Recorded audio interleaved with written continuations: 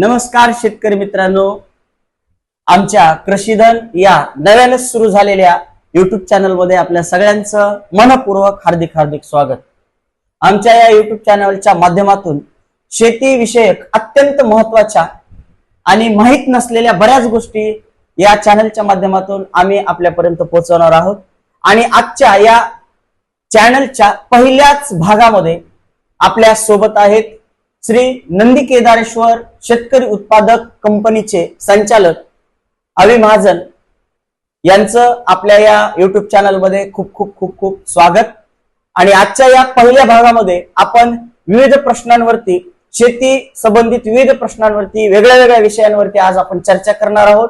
तर या चर्चेला सुरू करण्याच्या अगोदर आजच्या या पहिल्या भागातील काही प्रश्नांची उत्तरे देण्यासाठी आपल्या सोबत अवी महाजन आलेले आहेत। तर सर्वात पहिल्यांदा मी त्यांना आपला परिचय आणि श्री नंदी केदारेश्वर शेतकरी उत्पादक कंपनीचा या ठिकाणी परिचय आमच्या सर्व शेतकरी बांधवांना द्यावा। अवी महाजन। नमस्कार, मी अवी महाजन। माझं शिक्षण BSc ऍग्रिकल्चर झालेलं आहे। पहिले ऍग्रिकल्चर पॉलिटेक्निकचा डिप्लोमा प्लस BSc ऍग्रिकल्चर केलं। मी शेतकरी उत्पादक कंपनी टाकली। तर शेतकरी उत्पादक कंपनी टाकण्याच्या मागे माझं उद्दिष्ट असं होतं की 2022 मध्ये मी सोयाबीनचं बियाणं पेरलं होतं, पण ते बियाणं काहीच उगून आलं नाही। तर त्याची तक्रारही केली, पण त्या तक्रारीवर काही उत्तर आलं नाही। त्याच्यानंतर मनात विचार असा आला की का आपणच बीजोत्पादन घेऊ नये। माझं BSc ऍग्री झालेलं आहे, माझ्या शेतामध्ये जर बियाणं उगवत नसेल तर त्याच्याविषयी मला खंत होती की मी BSc ऍग्री असतानाही माझं बियाणं उगवलं नाही, मग दुसऱ्या शेतकऱ्यांचे तर काय हाल असतील। त्याच्यामुळे मी शेतकरी उत्पादक कंपनी केली आणि या शेतकरी उत्पादक कंपनीच्या माध्यमातून मी यावर्षी सोयाबीनचं बीजोत्पादन घेतोय। सोयाबीनचं बीजोत्पादन घेत असताना त्यामध्ये विविध वाणांचं मी बीजोत्पादन घेतलेलं आहे। ते झालं खरीपाचं। आता रब्बीच्या याच्यामध्ये सीझन मध्ये आपण हरभरा घेतोय, पावटा घेतोय, अशा विविध पिकांचं यावर्षी बीजोत्पादन घेण्याचं उद्दिष्ट आहे। तर आजच्या या आपल्या पहिल्या भागामध्ये आपण वेगळ्या प्रश्नांचा आढावा घेणार आहोत की शेतकरी बांधवांना विविध प्रश्न असतात, जसं की वाण कोणतं निवडावं, जमीन कोणती निवडावी, पाण्याचं प्रमाण किती असावं, वेगळ्या प्रकारचे आजार रोग जे आहेत जे पिकांवरती पडतात, याबद्दलच्या सर्व प्रश्नांचा आढावा। प्रश्न खूप सोपे आहेत, त्यांचे उत्तर पण खूप सोपे आहेत, पण आपल्याला त्या प्रश्नांची उत्तर माहित नसल्यामुळं आपण वेगळे प्रयोग करतो आणि त्याच्यामधून खूप मोठ्या प्रमाणामध्ये तोटा आपल्याला सहन करावा लागतो। तर आजच्या या पहिल्या भागातील मला पहिला प्रश्न असा विचारायचा आहे की सर्वात प्रथम कुठलंही पीक जे आपण घेतो तर ते पीक घेण्यासाठी आपल्याला जी जमीन निवडावी लागते ती जमीन कुठल्या प्रकारची असायला हवी। आता जमीन निवडताना आपण ज्या पद्धतीचं पीक घेतो आहे, म्हणजे विविध पिकांसाठी विविध प्रकारच्या जमिनी लागतात। त्याच्यामध्ये आपण जर या रब्बी हंगामाचा विचार केला तर रब्बी हंगामामध्ये पिकं ज्वारी आहे, जवस आहे, त्याच्यानंतर हरभरा आहे, आता आपल्याकडे पावटा ही पीक घेतात। हे विविध पिकं जशी त्यांची रूट झोन म्हणजे त्यांच्या मुळांची खोल जाण्याची क्षमता आहे त्याच्यावर अवलंबून असतं की तुम्ही जमिनीची निवड कशी करता। आज आपण हरभरा विषयी थोडी माहिती घेऊया। जर हरभरा पिकाचं तुम्हाला प्रोडक्शन घ्यायचं असेल तर हरभऱ्यासाठी जमीन ही हलकी असून चालत नाही। हरभऱ्यासाठी मध्यम ते भारी जमिनीची निवड करण्याची गरज आहे। हलक्या जमिनीमध्ये हरभरा एवढं तुम्हाला पाहिजे तसा उतार भेटू शकत नाही त्याच्यामध्ये। यानंतर जर समजा आपण योग्य प्रकारची पिकासाठी योग्य प्रकारची जमीन, जसं आता तुम्ही सांगितलं, जमिनीची निवड योग्य झाल्याच्या नंतर आपल्याला पुढचा प्रश्न येतो की जे आपण बियाणं किंवा वाण म्हणतो, जे आपल्याला त्या ठिकाणी पेरावं लागतं, तर त्या बियाणाची किंवा त्या वाणाची निवड योग्य प्रकारे कशा प्रकारे केली जाते। आता बियाण्याची निवड करता वेळेस आपण आपल्या ग्रामीण भागामध्ये सहसा घरचंच बियाणं पेरलं जाते। तर घरचंही बियाणं पेरायला काय हरकत नाही, पण घरच्या बियाण्याची उगवण क्षमता पहिले तपासून घेतली पाहिजे। तुमच्या बियाण्याची उगवण क्षमता 70 ते 80% असेल तर घरचं बियाणं पेरलं तरी चालतं। पण काय होतं ना, आपण पारंपरिक घरचं यावर्षी घरचं, पुढच्या वर्षी घरचं, त्या पुढच्या वर्षी असं कंटिन्यू घरचं बियाणं पेरत आलो तर जो मर रोगाचा प्रादुर्भाव विशेषतः हरभऱ्यामध्ये तुम्हाला मर रोगाचा प्रादुर्भाव भरपूर प्रमाणात दिसतो। आणि मर हा रोग असा आहे, तो बियाणं म्हणजे सीड बॉर्न डिसीज आहे, म्हणजे जो बियाण्याच्या सोबत आलेला असतो किंवा जमिनीमध्ये तयार असतो, दोन्ही पद्धतीनं मर रोग येतो। जर तुम्हाला अशा विविध रोगांचं जर निराकरण करायचं असेल किंवा त्याच्यावर नियंत्रण आणायचं असेल तर बियाणंच तुमचं चांगलं असायला पाहिजे। आपल्या संतांनी म्हणूनच ठेवलंय, शुद्ध बीजापोटी फळे रसाळ गोमटी। त्याचप्रमाणे बियाणं जसं असेल, बियाण्याची क्वालिटी जशी असेल, आता बियाण्यामध्ये विविध प्रकारचं बियाणं असतं, सर्टिफाईड बियाणं असतं, त्याच्यानंतर ट्रुथफुल बियाणं असतं. सर्टिफाईड आणि ट्रुथफुल मध्ये थोडासा फरक आहे. सर्टिफाईड बियाणं असं ते पूर्ण त्याचे पॅरामीटर्स जे काय आहेत, त्याची उगवण क्षमता, त्याच्यामध्ये असलेले विविध घटक किती असायला पाहिजेत किंवा त्याची मॉइश्चर लेवल काय असायला पाहिजे, सगळ्या गोष्टी मेंटेन केलेल्या असतात. त्याच्यामुळे तुम्ही होता होईल तेवढं सर्टिफाईड बियाणं पेरावं असं मी शेतकऱ्यांना आवाहन करतो. ठीक आहे, मला एक वेगळा प्रश्न विचारायचा आहे. हा प्रश्न बऱ्याच शेतकऱ्यांच्या मनात आहे, तसा माझ्याही मनात एक प्रश्न आता सहज आला की आपण बऱ्याचदा काय करतो, जे शेतीमधून निघालेलं जे धान्य आहे त्याचाच आपण बियाणं म्हणून पण कधी कधी वापर करतो. तर त्याचा बियाणं म्हणून वापर करणं हे योग्य की अयोग्य? योग्य असेल तर काय योग्य, किंवा अयोग्य असेल तर अयोग्य का? हे जरा थोडंसं सविस्तर सांगा. शेतीमधून निघालेलं उत्पन्न जे आहे तो बियाणं म्हणून जर वापर करायचा असेल तर पहिले तर तुमचं जे कोणतं क्रॉप आहे किंवा जे कोणतं पीक आहे त्याच्यावर अवलंबून आहे की तुम्ही ते बियाणं म्हणून वापरायला पाहिजे की नाही वापरायला पाहिजे. म्हणजे कसं, जर सेल्फ पॉलिनेटेड क्रॉप असेल म्हणजे स्वपरागीभवन होणाऱ्या तुमचं जर पीक असेल ज्याच्यामध्ये की स्त्री पुष्प आणि नर पुष्प एकाच फुलामध्ये आहेत, त्यांच्या एकाच फुलामध्ये त्यांची मेटिंग वगैरे झालेली आहे, त्यापासून ते फळ तयार झालेलं आहे, त्यामधून बियाणं तयार झालेलं आहे. तर तुम्ही तशा पद्धतीचं बियाणं स्वतः घेऊन पुढच्या याच्यामध्ये वापरू शकता. या सेल्फ पॉलिनेटेडच का पाहिजे? कारण ज्यावेळेस क्रॉस पॉलिनेशन होतं त्यावेळेस त्या दुसऱ्या जो काही दुसरा प्लांट आहे किंवा दुसरं रोप आहे त्याच्यामधले जे परागकण इकडे आल्याच्या नंतर त्याच्यामधले जे गुणधर्म आहेत ते चेंजेस होतात. म्हणजे जे तुम्हाला जर एखादी व्हरायटी कंटिन्यू तुम्हाला उत्पन्न देत असेल तर त्याच्यामध्ये क्रॉसिंग झाल्याच्या नंतर त्या व्हरायटीचं म्हणजे जे काही जेनेटिकल मॉडिफिकेशन असतं त्याच्यामध्ये चेंजेस होतात आणि उत्पन्न कमी यायला लागतं. त्याच्यामुळे सेल्फ पॉलिनेटेड क्रॉप काही अंशी चालतात, 1-2 याच्यामध्ये चालतात, पण त्याच्यामध्ये लिमिटेशन आहेत की तुमच्या त्या बियाण्यासोबत तुम्हाला मर रोगाचं किंवा विविध जे रोग आहेत यांचा प्रादुर्भाव कंटिन्युअस पुढे चालू नये म्हणून बियाणं तुम्ही चेंजेस करायला पाहिजेत. 2-3 वर्षाला तुम्ही बियाणं चेंजेस करायला पाहिजेत. आणि बियाणं चेंजेस करतानाही आपल्या नंदी केदारेश्वर कंपनीनं जे बियाणं आणलेलं आहे ते आपण विद्यापीठाकडूनच जे त्यांचं ब्रीडर आहे, फाउंडेशन आहे, ते विद्यापीठाकडून घेऊन आपण सर्टिफाईड बियाणं तयार करतो. तुम्ही कुठल्याही कंपनीचं घ्या, नामवंत कंपनीचं घ्या, महाबीजचं बियाणं वापरा, पण ते बियाणं वापरताना एकच तुम्ही शाश्वती घेतली पाहिजे की ते बियाणं सर्टिफाईड आहे.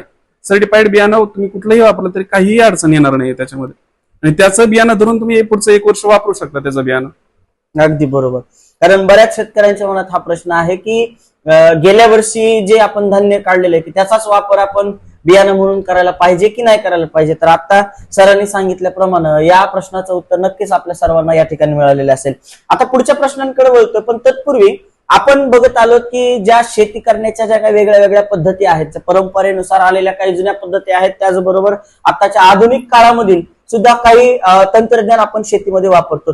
तर नेमकं कुठल्या प्रकारची शेती करण्याची जी काही पद्धत आहे ती त्या ठिकाणी वापरली पाहिजे, किंवा पेरणी पद्धती म्हणायला हरकत नाही, कुठल्या प्रकारची आपण वापरली पाहिजे? आपण हरभऱ्याचं बियाणं पेरत असताना आपण दोन्ही पद्धतीनं हरभऱ्याचं बियाणं पेरू शकतो. म्हणजे कसं की बेडवर टोकन करून टोकन पद्धतीनं आता सध्या तरी एक आधुनिक शेती म्हणून टोकन यंत्रणेकडे पाहिलं जातं. त्याच्यामध्ये तुम्ही 5 फुटाचा बेड पाडू शकता, 4 फुटाचाही बेड पाडू शकता. बेडवर 2 ओळीमध्ये पेरणी केली जाते, म्हणजे टोकन केलं जातं, म्हणजे की लावणी केली जाते. त्याच्यामध्ये 2 ओळीतलं अंतर हे 18 इंचाचं म्हणजे 1.5 फुटाचं असतं, आणि 2 रोपातलं अंतर हे 4 किंवा 6 इंचाचं असतं. अशा पद्धतीनं तुम्हाला एक तर बियाण्याची बचत होते. बियाण्याची बचत होऊन तुम्हाला ते बेडवर लावल्यामुळं भरपूर सूर्यप्रकाश पडतो, आणि सूर्यप्रकाश आणि हवा खेळती राहिल्यामुळं तुमचे काही मर रोगाचा जो सगळ्यात हरभऱ्यामध्ये सगळ्यात महत्वाचा मर रोग आहे, मर रोगाचा प्रादुर्भाव झाला की अख्खाच्या अख्खा प्लॉटही तुमचा वायाला जाऊ शकतो. तर बऱ्यापैकी तुम्ही टोकन पद्धतीनं जर लावणी केली तर होऊ शकतं. आणि टोकन पद्धतीमध्ये बियाणंही कमी लागतं. पण टोकन पद्धती करायचं असेल तर तुम्हाला काबुली वाहनं निवडायला पाहिजेत, ज्याचं की उत्पन्नही भरपूर. आता अशामध्ये टोकन पद्धतीमध्ये 30 क्विंटल 15 क्विंटल पर्यंत उत्पादन आलेलं आहे. एकरी 15 क्विंटल पर्यंत उत्पादन घेतलेलं आहे शेतकऱ्यांनी. अगदीच बरोबर. आता सांगितल्याप्रमाणे की नेमकं विशिष्ट प्रकारच्या पिकाला कुठल्या प्रकारची पेरणी पद्धती वापरावी याचं उत्तर या ठिकाणी दिलेलं आहे. आता पुढील प्रश्नाकडे मला वळायचं आहे, आणि तो प्रश्न असा आहे की नेमकं शेती करत असताना किंवा पेरणी करत असताना किंवा शेतीमध्ये वेगवेगळ्या गोष्टी करत असताना नेमकं अन्नद्रव्याचं जे व्यवस्थापन आहे ते नेमकं कसं करायला पाहिजे? अन्नद्रव्याचे व्यवस्थापन करता वेळेस आपण 2 पद्धतीने अन्नद्रव्य देऊ शकता. एक म्हणजे तुम्ही पेरणीसोबत डायरेक्ट फर्टिलायझर देऊ शकता, किंवा नंतर तुम्ही फवारणीमधूनही काही फर्टिलायझर अप्लाय करू शकता. आता पेरणीसोबत फर्टिलायझर द्यायचं म्हणजे जर तुमचं पेरणी कशा पद्धतीची करताय, म्हणजे बागायती पेरणी आहे तुमची का जिरायती पेरणी आहे.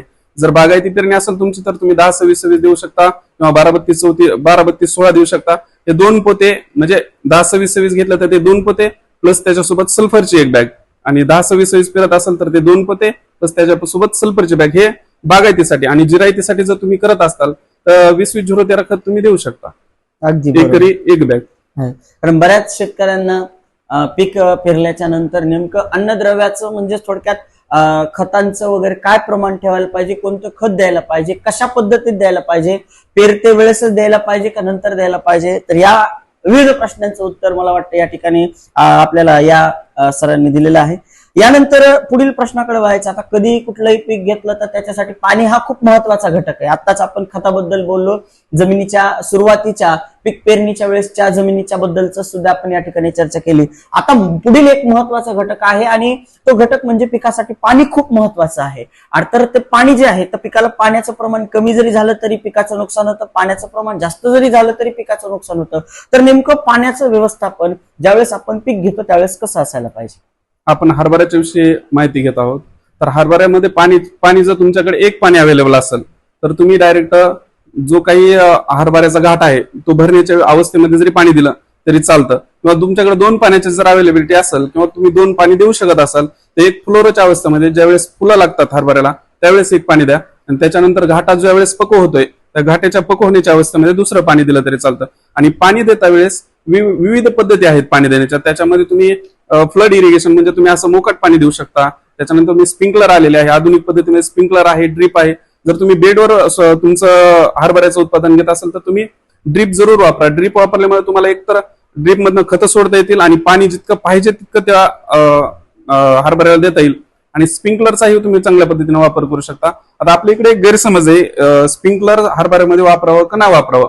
स्प्रिंकलर वापरल्यामुळे आपल्या शेतकऱ्यांचं ग्रामीण भागातलं असं म्हणणं की त्या हरभऱ्यावरची आंब निघून जाते, आणि आंब निघून गेल्याच्यामुळं विविध रोगांचा प्रादुर्भाव जास्त प्रमाणात होतो, किंवा आंब निघून गेलेली चांगली नाही असे आपल्याकडे म्हणतात. पण असं काही परिणाम वाईट परिणाम स्प्रिंकलरचा होत नाही. स्प्रिंकलरनं पाणी दिल्याच्या नंतर व्यवस्थित पाणी पोहोचतं आणि हरभऱ्या ह्या पिकाला जास्त पाण्याची आवश्यकता नाही. तुम्ही जास्त पाणी दिलं तर तुम्हाला मर रोगाला बळी, तुमचं पीक मर रोगाला बळी पडणार म्हणजे पडणार.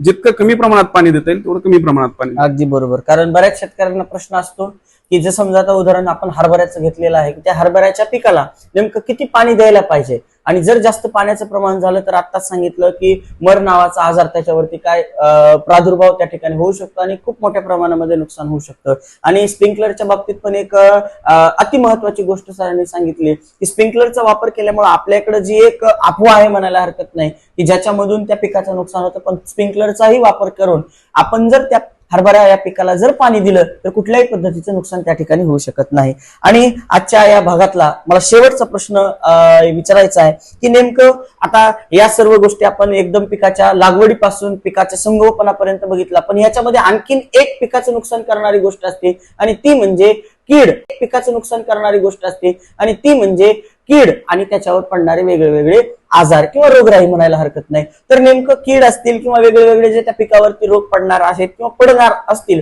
तर त्या रोगाचं किंवा त्या किड्यांचं नेमकं व्यवस्थापन आपण उपाययोजना कशी करायला पाहिजे?